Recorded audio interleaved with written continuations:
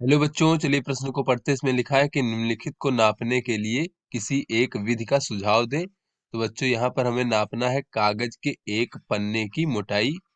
तो चलिए बच्चों इस प्रश्न की मूल अवधारणा को हम देख लेते हैं। तो बच्चों ये जो सामान्य हमारा बच्चों मीटर स्केल होता है, उससे हम कहाँ तक नाप सकते हैं बच्चों, ये देख लेते हैं। तो बच्चों हम सामान्य जो मीटर बच्चों मापन यंत्र होता है, मीटर मापन यंत्र से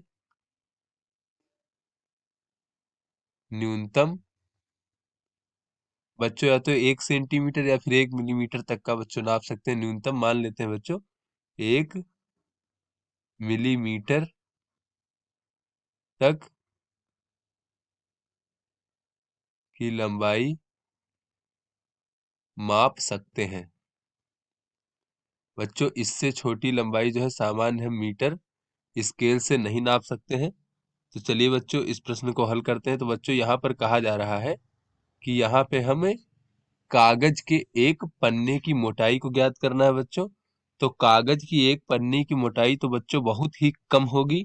तो ऐसे में बच्चों अगर हमें मीटर स्केल से नापना है तो क्या करेंगे बच्चों, इसके लिए बच्चों हम बहुत अधिक कागज के पन्ने लेंगे बच्चों।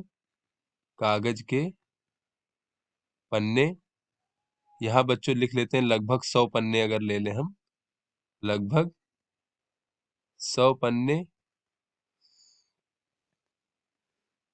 लेकर बच्चों मीटर मापन यंत्र से उसकी मोटाई को मापेंगे। तो बच्चों जो मीटर मापन यंत्र होता है बच्चों इस प्रकार से, उसमें कुछ मार्किंग होती है बच्चों हमारी इस प्रकार से बच्चों मार्किंग होती है इस प्रकार से। तो बच्चों जब हम पन्नों की मोटाई बच्चों नापेंगे, तो अगर मार्किंग के हिसाब से बच्चों नहीं होगा तो हम पन्नों की संख्या को कम ज्यादा कर लेंगे, जिससे कि हमें पूरी पूरी शुद्ध माप के लिए बच्चों हम पन्नों की संख्या को कम ज्यादा कर लेंगे बच्चों। अगर हमारे पन्नों की संख्या ऐसी है कि यहाँ माप के किसी दो मार्किंग के बीच में आ रहा है बच्चों, तो इसके लिए बच्चों हम पन्नों की संख्या को कम ज्यादा भी कर सकते हैं, जिससे कि हमें शुद्ध माप ज्ञात हो। तो शुद्ध माप के लिए पन्नों की संख्या को बच्चों हम कम ज्यादा कर लेंगे। इस संख्या को कम या ज्यादा बच्चों जैसा आवश्यकता होगा वैसा कर लेंगे। उसके बाद बच्चों एक पन्ने की मोटाई हम किस प्रकार से ज्ञात कर सकते हैं बच्चों, एक पन्ने की मोटाई बच्चों ये हमारा हो जाएगा कुल मोटाई।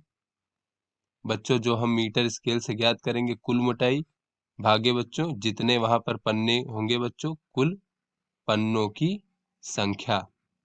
तो इस प्रकार से बच्चों कुल पन्नों की संख्या से जो है बच्चों, जो मोटाई हम ज्ञात करेंगे उसको हम कुल पन्नों की संख्या से भाग दे देंगे, तो हमें एक पन्ने की मोटाई ज्ञात हो जाएगी।